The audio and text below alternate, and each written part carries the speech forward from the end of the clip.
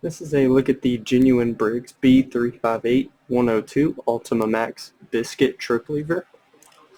This lever comes complete.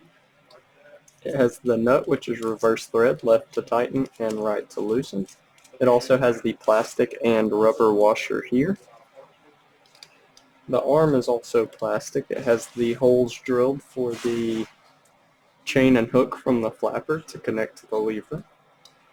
It does come in a biscuit finish, which, as you can see, compared to something white, it is a light tan color. We'll get a few measurements here. Go the overall length of the top of it.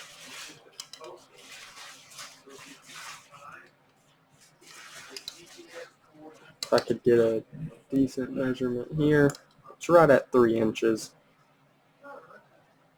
And then go overall length,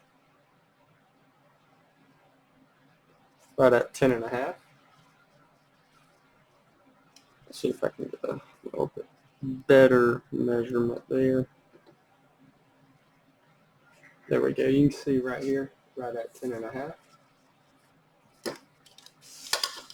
Once again, this is the genuine Briggs B358102 Altima Max Biscuit Trip Lever.